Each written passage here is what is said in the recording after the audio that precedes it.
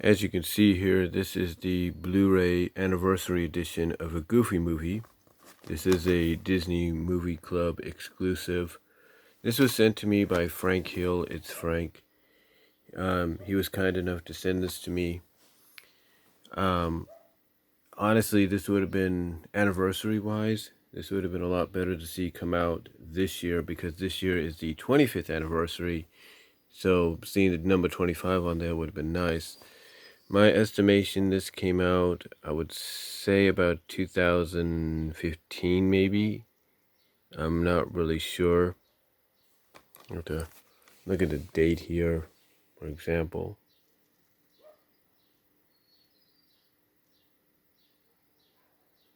Oh, it actually came out last year, 2019. So it's an anniversary edition, but it's a little early. It would have been nice if they would have waited till now to do 25 and release it and distribute it publicly, where you would have it as a Blu-ray, DVD, and digital release. But I do have the DVD one, which is under the Golden Classics Collection label, and I do have the original VHS. They're both packed away in the garage right now.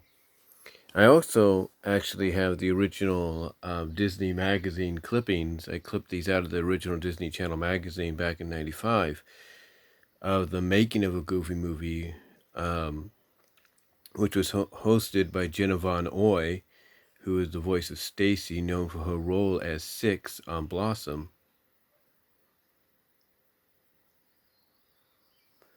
So, yeah, I had that.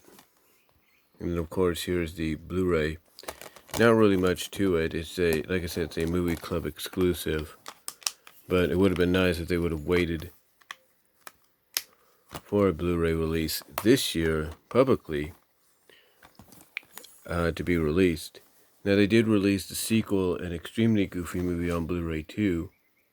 I don't have that one yet, but maybe I'll get it in the future. But yeah, I got this, and then later on, it took me a while, but I think thanks to my grandma, my late grandma on my dad's side, his mom, I was able to get the soundtrack from Barnes and Noble. Barnes and Noble in Topeka, Kansas, of course, had a music section, and a lot of them. And a lot of the CDs they sold were mostly new ones, but they also had soundtracks. And one of them I noticed was a Goofy movie. So she helped me out in that perspective to get the soundtrack on CD. I originally wanted to get it when it came out, but that never happened. So I had to wait a little bit. But yeah, I got the original CD when it came out. I also have it on my Spotify as well. I have some of the songs on my Spotify. I think Eye to Eye is the only one that got played on the radio nationwide and Radio Disney-wise and all that is on here. Standout, which also got some play as well, is not on Spotify or Amazon Music Unlimited at all. So that's kind of surprising that Standout isn't, but Eye to Eye is. But yeah, I remember going and seeing the movie in the theaters when it first came out in '95. I think it was the weekend it came out. I went with my dad to the West Ridge Mall, or the West Ridge Theaters 8 in Topeka, Kansas, to see it. And then later on, of course, at that time, and even to this day, you have movies going to the discount theaters and after the initial run. And I remember going to the theater called Gauge 4 in Topeka, Kansas, and watching it again there. My dad went and saw something else. I went and saw the Goofy movie one more time because I liked it. And it was basically what a lot of us thought it was. And I mean, nostalgia critic Doug Walker even talked about it in his video, one of his Disney December reviews. He talked about it, and he basically called it the same thing we all called it, and that was Goof Troop the movie. I mean, heck, when he did a review as the Nostalgia Critic, he basically touched upon the fact that it was indeed that, Goof Troop the movie. So, long story short, when I got the VHS initially, we had a typewriter. Yeah, we had a typewriter. We didn't have a computer like this or connected to something like that, or even one of the Apple ones that my school had. Instead, we had a typewriter, and it still worked. They still sold ink for it and all that. And I remember just having these little end labels that I would put in the typewriter, because they still sold those as well. And I would type up, side labels for the VHSs, because the VHSs, of course, would like have the title of the movie on the top like this, on the top like this. They would have the title of the movie, and on the side, sometimes they would have it there too, depending whether or not they had a sticker or printed on like the top. Whether they had a sticker or something printed on top. They would usually have something like right on the side, whether it's just like typed up like the number, product number, stuff like that, with the movie, a short code name for the movie, or they'd have a sticker saying the movie's title as well. Goofy Movie didn't have that, so I remember when we got it, I decided later on to type up a side label for it on the VHS, because it was blank, and I put Goofy Movie, and then in apostrophes I put Goof Troop the movie, because that's what it was.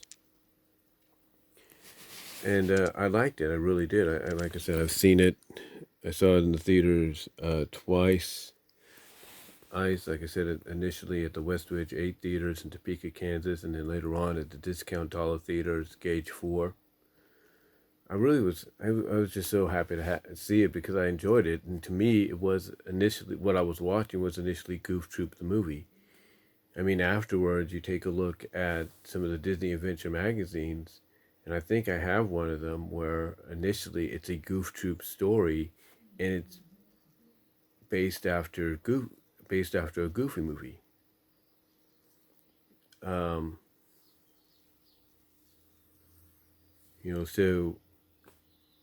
So there's that evidence there too.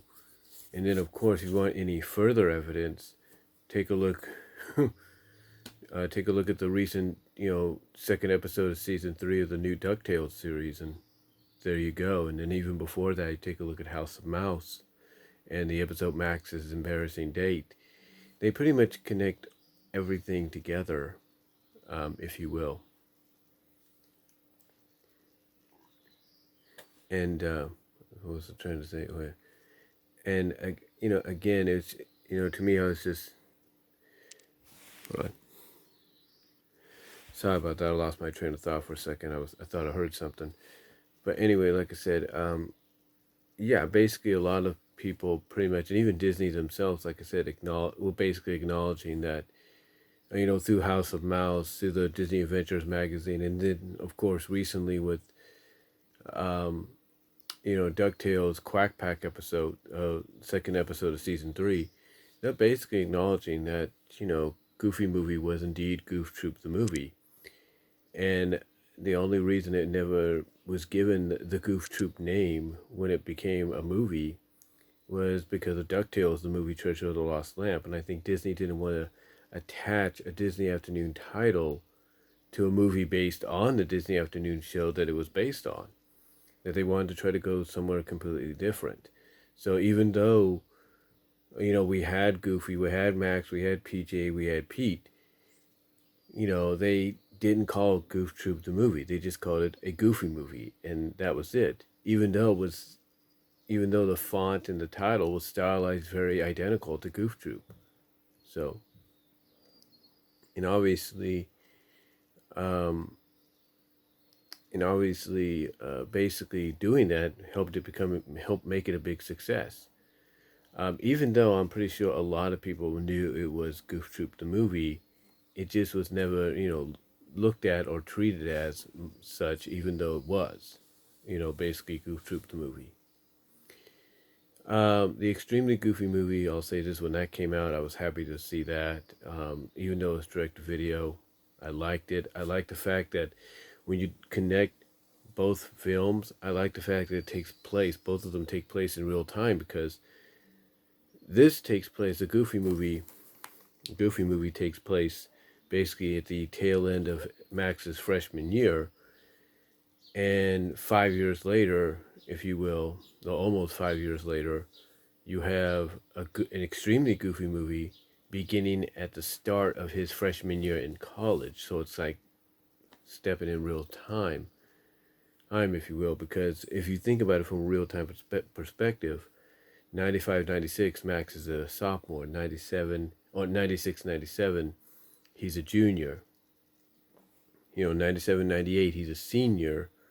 And then you take a look at 99, 2000, he becomes a freshman in college, maybe waits a year or so before he goes, or however you want to look at it.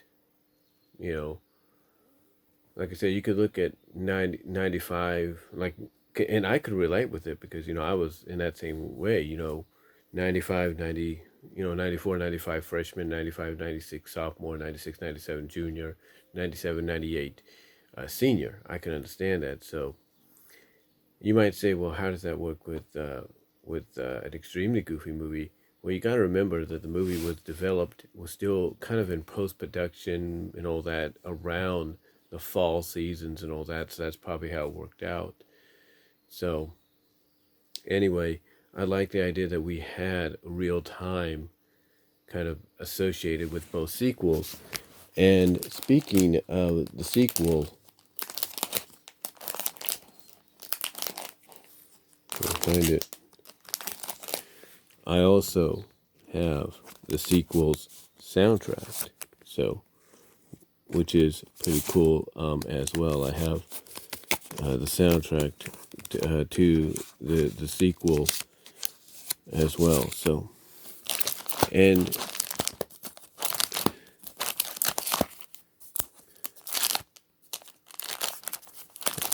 there we go. And to me, it's, the reason I feel it's a big deal, but, for me is because how many movies based on one of your favorite Disney afternoon shows get a sequel? Not many at all. So I was just glad to, to support it and see it grow. Overall, what can I say about a Goofy movie? It had such an impact. I mean, it's basically, like I said, I don't think there's no hiding it. Disney wasn't trying to hide it, especially with the Disney Disney Adventure magazine and the comics within that. And even now, I don't think there was no hiding whatsoever. From a fan perspective or an inside perspective, the Goofy movie was Goof Troop the movie, and the fact that now you're using, if not more evidently, you're using the new DuckTales series to kind of basically establish that at the beginning of the third season, I think says a lot. I think it really does. Again, do I think they could have waited on the Blu-ray release for this year and gave it a more public release, where it was a Blu-ray, DVD, digital combo? Absolutely. I really do. And, just think of the special features you could have added. You could have added the behind-the-scenes look of a Goofy movie. You could have added maybe eye-to-eye music video, standout music video. Heck, they could have added in the Goof Troop episode they utilized on the DVD, which was Calling All Goofs. And that's another prominent example right there. The fact that one of the special feature cartoons or animations that they put on as a bonus on the DVD release was a Goof Troop episode. Again, cementing the fact that Goofy movie is Goof Troop the movie. And like I said, the only reason they didn't, give this the Goof Troop title, and call it the Goof Troop movie or Goof Troop the movie, is because they didn't want to, probably what I'm trying to say is they probably didn't want to how do I put this? They probably didn't want. They probably were afraid. That's what I'm trying to say. They were probably afraid that they were going to experience the same kind of box office failure if this went from being a Goofy movie to being the Goof Troop movie, or just Goof Troop the movie, and that's why it just got this title. But overall, looking back on it, I think it's a great film, and I'm glad it's on Disney Plus, so you can watch it anytime. And I'm glad to own the Blu-ray, thanks to Frank Hill. It's Frank. I'm glad to have the soundtrack. I'm glad to have the movie on VHS and on DVD as well. So again, I highly recommend watching the movie, especially now during its anniversary, because you know what? There's not many movies that are this good based on a straight up Disney afternoon series. So, but that's just my thoughts on on the 25th anniversary on Goofy. That's just my thoughts, I should say, on a Goofy movie in time for its 25th anniversary. Because as of yesterday, which was the 7th of March, it's been 25 years officially, because it was released on March 7th, 1995. And as you can tell, I also have a Powerline t-shirt that my sisters gave me for Christmas, even though it's a medium-sized one and not a large one. So, but what are you going to do? It's probably the only size they could find.